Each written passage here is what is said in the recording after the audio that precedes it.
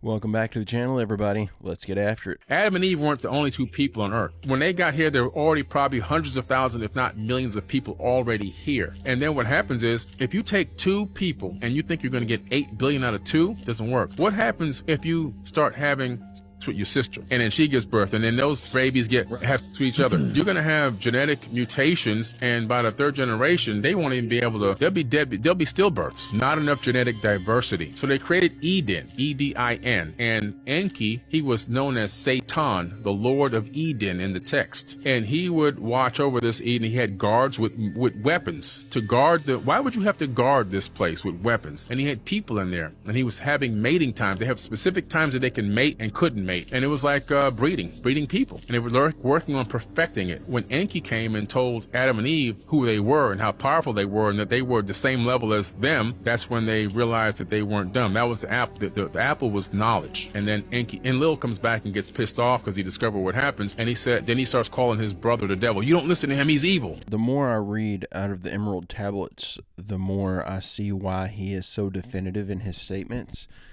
It really does seem like these ancient texts are laying things out the way he depicts them. Still can't help but feel it's a little sacrilegious, some of the things that he talks about. But it does appear that a lot of these stories that are in Scripture are straight up ripped off from some of these other ancient texts. It's very fascinating to look at. I just don't know how I feel about it. It's very confusing. The truth is the truth, so that's what you want to find. But whenever it starts to conflict with your preconceived notions, it makes it you start to push back on it a little bit. I'm trying to get over some of that right now. Did you know the Holy Scriptures tell you exactly the name of the person that first learned to write? It also tells you that he put all of his knowledge together into a book for all of us to read through all the generations. And his name was Enoch. Right here, verse 17, and he was the first among men that are born on earth, who learnt writing and knowledge and wisdom, and who wrote down the signs of heaven according to the order of their months in a book. He was shown the final day of judgment. And what was and what will be, he saw in a vision of his sleep.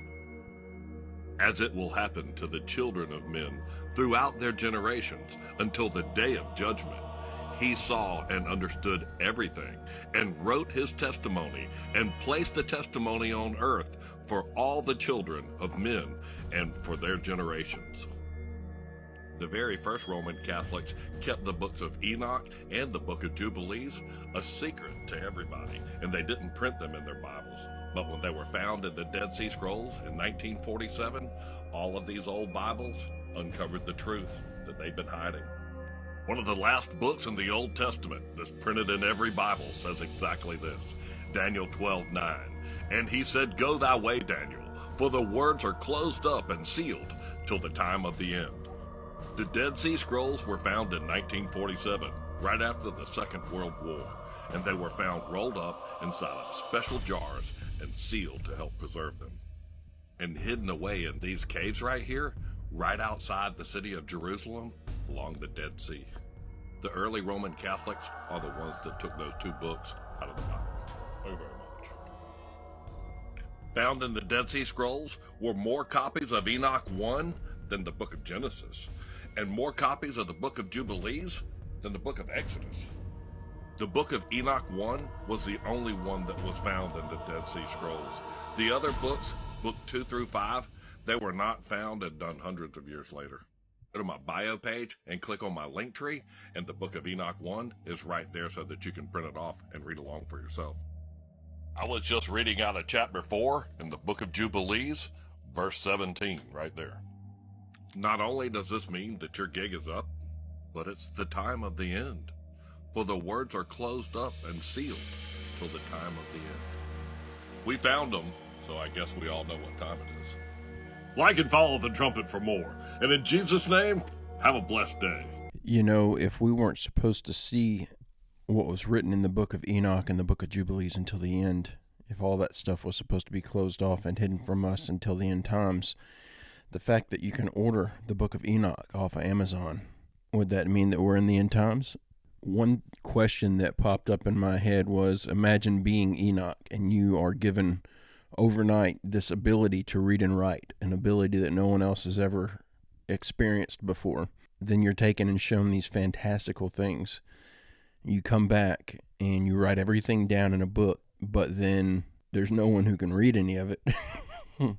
Maybe that's why they locked it up and said this information will be closed off until the end times, because they needed people to be able to read in order to read it to begin with. I just thought that was kind of a funny little point. The only way out of reincarnation, out of being stuck and reaching the timeless, is through a spiritual death. This is why Buddhist philosophy was called total death. He didn't want people returning asking where they would go when they died or who they would be next, because there is no next to our infinite being. When you have truly awakened and broken through duality, there will be no question, for the questioner has experienced what's called total death for once and for all. This is why you truly only die but one time, because when you know, you know. You can never fool yourself again with the idea of separation or the idea of dying. When you face death once and for all, you will realize you've never been traveling from place to place. The place was evoked out of your presence, which means you are never not here. When you face death once and for all, you will realize you've never been traveling from place to place, person to person. Separation was the dream. The person and place were evoked through your presence, one consciousness, which means you have never been born and you have never died. It is you the whole time. We've talked a lot about this here lately, about the reincarnation stuff and living multiple lives, and so I won't get too deep into my opinions on it. I feel like I'll just be rehashing the same thing. But one thing that I'm curious about is if he's claiming that there's eventually an ultimate death, so you won't be reincarnated and come back again.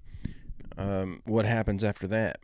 I'll have to look at the Dr. Wise stuff and the Dolores Cannon stuff and see if they have an explanation as to what happens after we are done reincarnating. But to my understanding, we just do it forever until we reach some sort of spiritual enlightenment, but I don't know what happens after that. Hey, if you're enjoying this video, I make a new one just like it every single day. It'd be awesome if you'd hit that subscribe button and come back tomorrow to join me. Did you know that this little boy, Cameron Macaulay, lived twice? That's right, it's another reincarnation story, and this one is mind-blowing. Cameron Macaulay was born and raised in Glasgow in Scotland, but from the age of 2 years old, he would tell his family all about his previous life on the island of Barra, which is an island off the west coast of Scotland. Cameron lived with his mum Norma, and they had lived in Glasgow all of his life, and they'd never even been to Barra. Barra was 200 miles away from Glasgow. To get there, it would have taken them an hour by plane and even longer by sea. But Cameron was insistent, so he told his mother all about the white house that they used to live in, the house that overlooked the sea. He would talk about how planes used to land on the beach, and he talked about how much he loved his little black and white dog. Cameron told his mum that his dad, when he lived on the island, was a man named Shane Robertson, and he had died after being hit by a car because, in Cameron's exact words, he hadn't looked both ways.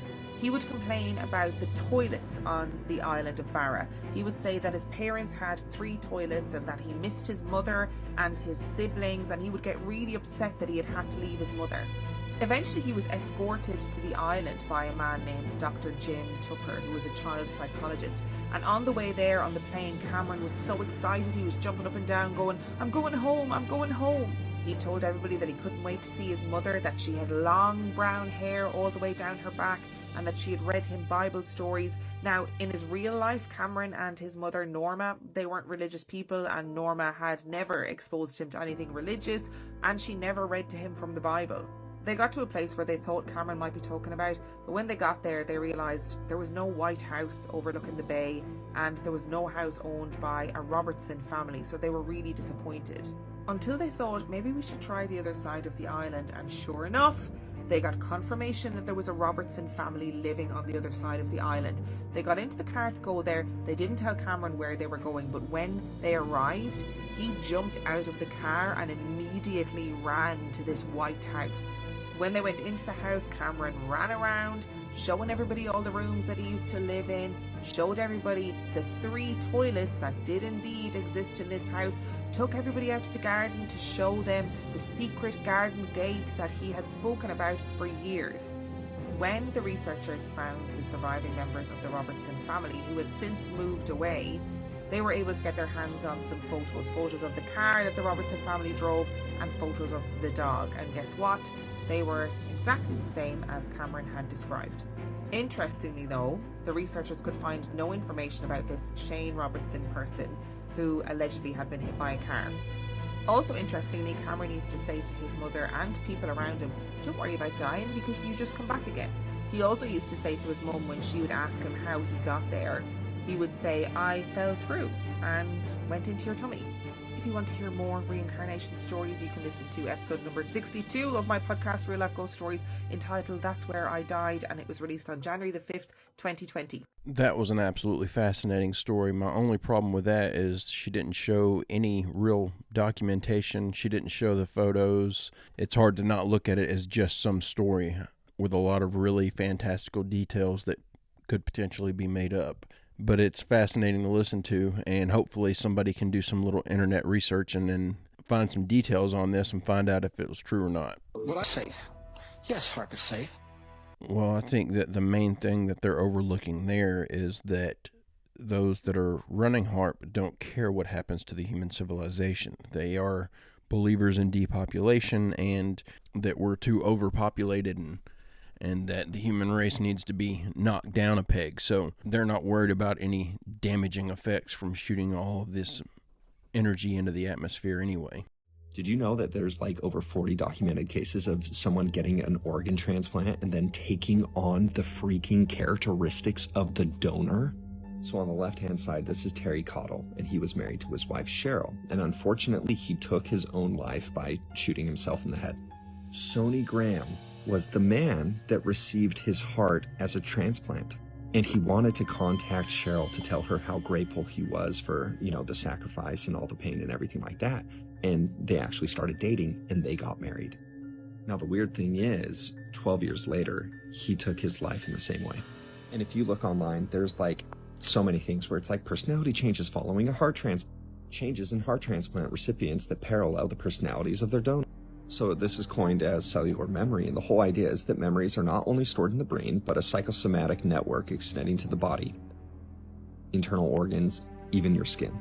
Now, this case that I brought up, could it be cellular memory? Sure. Could it also be maybe she drove the men to do this? Yes. But the fact that there are so many medical journals with published articles about personality changes that happen after a transplant, I think is really, really fascinating.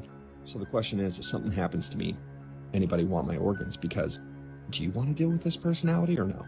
Didn't we just a few videos back watch that scientific explanation of our aura and how we emit this 3 to 6 foot long electromagnetic field from our heart? It all radiates from the heart. It would only make sense that if that's where all of our electromagnetic field is coming from, if you transfer that to another source, it's going to have the same electromagnetic field and impact things that it comes into contact with the same way that it did previously. I don't know if you heard this theory. It's called the Jesus contract. What's that? So Kanye was preaching in one of his concerts, I think, or like he held a little concert. Yeah. And he said this. Literally signing a contract and selling our souls. They got contracts out there that say you can't say Jesus. They've taken all the producers, they've taken all the artists, and they've moved us to Hollywood. The D word has taken all of us to Hollywood to chase these gold trophies. And in these contracts, you can't say the word yeah, Jesus. I heard about that. Yeah, and he said, in Ye Studio, you can say Jesus. And they all went crazy. Yeah. Yeah, so I don't know if you know, but I did more research. And it's crazy, you don't realize how the media censors the word Jesus. There's clips and clips of that shit. Yeah, so there was a big one where a soccer player, he was celebrating Neymar. It was Neymar. Yeah. And he was wearing the Jesus band. And on TV, they blurred it out. Yeah. And then one of the boxers, I think, he was like, after an interview, he was like, "Oh, I dedicate this win to my Lord and Savior." And then it cut out right away. And every time on the news, "Oh, Jesus did this, Jesus did that," always cut it out. I can't help but be reminded of the tunnels that they're working on and how these guys have come out saying that they worked in these tunnels and that they were specifically instructed that they weren't allowed to say certain words, Jesus being one of them, while they were in the tunnels, or they would be immediately reprimanded. Somebody sees the power in that word and doesn't want it being used. One of the biggest Bigfoot hunters, Sylvanic, has been able to video in different circumstances real live Bigfoots. In this 4 minutes, you are going to see not one but a couple of different variety of Bigfoot. And one of these is a sister and a brother Bigfoot.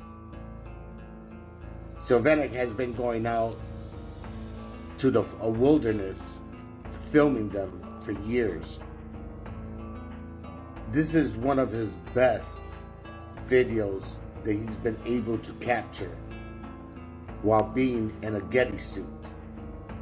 So he's actually about 100 yards away from these Bigfoots, at times even 50 to 40 yards away, filming them, and they're looking for him. What they're doing here is they're looking for him. They know he's out there, but they cannot see him because he's in a Getty suit. He's very well prepared, and he's just filming as he's laying down on his stomach. Guys, this is a chance where they say seeing is believing. Well, here you go. You can see them. And they're looking for him. They say that there are Getty's suits, that are so good, hey, you could be feet away from them, and unless they step on you, they ain't gonna see you. There's some of these Bigfoots that they say that, they say that they will eat humans. We're like food to them. A lot of disappearance of humans are in these forests where real Bigfoot exist. 7 to 10 feet tall. They have seen Bigfoot babies playing on trees, swinging on trees.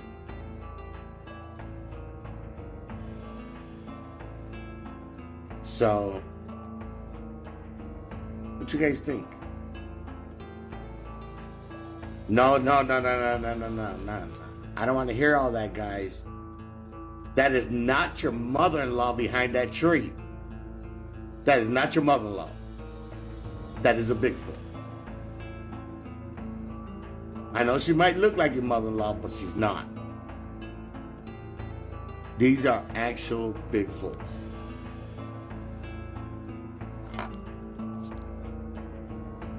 This is crazy.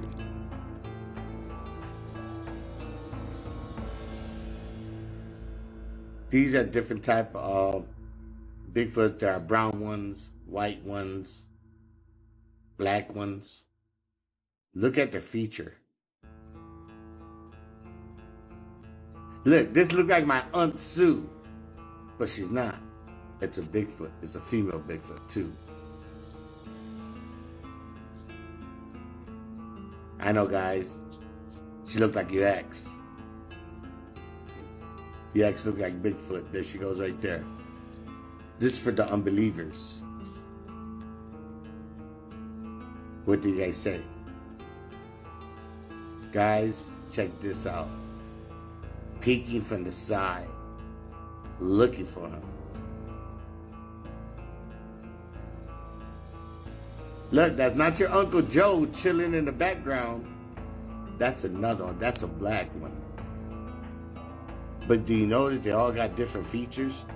Like, one thing I noticed, not that they all had different features, but that they all looked like costumes, and that they were all being filmed through tree branches to obscure their face. What are the odds that this guy is able to film these things over and over and over again, and it seems he's always got the exact same camera angle where he's filming from a prone position, apparently, shooting up through tree branches that are heavily obscuring the face of his subject. At this point, if you're this good that you've got multiples of these things on video, why would you not just shoot them with a tranquilizer dart and become the richest, most famous person that's ever lived literally overnight for proving the existence of Bigfoot?